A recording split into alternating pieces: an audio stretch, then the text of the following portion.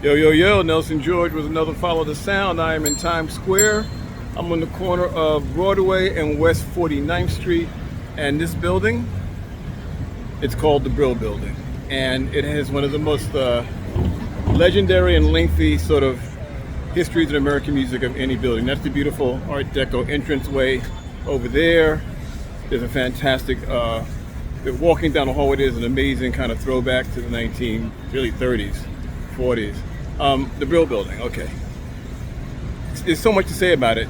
It starts really in the big band era, where a lot of the big band managers and bands were based.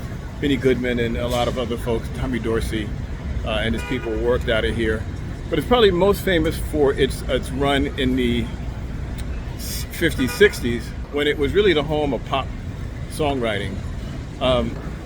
Carole King, Neil Sedaka, Otis Blackwell, the man who wrote, sounded like Elvis, the real Black Elvis, Otis Blackwell, Jerry Goffin. I mean, literally every significant songwriter, Phil Spector, of course, the crazy Phil Spector, all were inside this building. And I'm just lightly tapping the surface. There were so many songwriters and song publishers.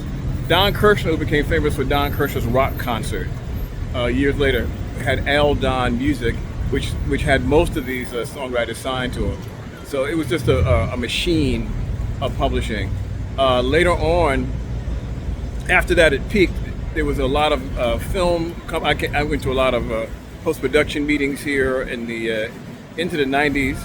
Paul Simon, I believe, still has his office here, going back from the days in the 60s and 70s. Paul Simon's based out of here. But the other thing, aside from the tremendous amount of songs that were written in this building, which, look up the Brill building, is on the corner here. There's a CVS there on that corner. But if you look up, there's a sign here. Can't really get it. But that sign over there, it says Jack Dempsey Square, or Jack Dempsey Way, I should say. So Jack Dempsey's was a bar that was right there where the CVS is now. And it was like the spot for boxers, gangsters, entertainers, nightlife people. It was it's like a epic kind of spot from the payday in the 50s as a spot of power and entertainment, where confluence happened. I've heard a million stories, some of them really intimidating, that happened inside the spot or in that spot. If you look at The Godfather, I think this is where Michael Corleone, it was picked up right outside of Jack Dempsey's to go to his fateful meeting in the Bronx. The Sweet Smell of Success with Burt Lancaster, Tony Curtis was shot here in the Brill building. So much history of that building. Now, the other thing about, now that the red truck is covering it, is that I wasn't old enough to have gone to it during the Jack Dempsey days. But what I did do is that I went there when it was Colony Records.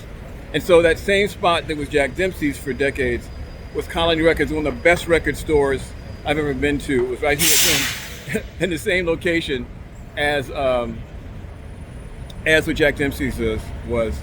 Had incredible, not just vinyl, but sheet music. This guy's getting out, so I guess this is it.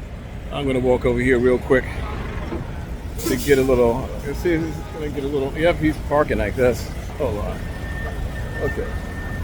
I don't know if you can see that the Jack Dempsey sign better. Really can't see it, but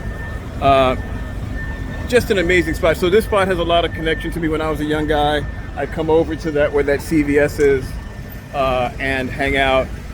Again, the sheet music. So you had vinyl, but if you wanted to find a song, this is a space to go. So here in Times Square, there's trucks, there's people, but I just want to give a shout out while I'm here to the great Brill building. Look it up, Google it. Once you get down that rabbit hole, you'll be going for a long, long time into the history of American music. Nelson George with another Follow the Sound. More to come.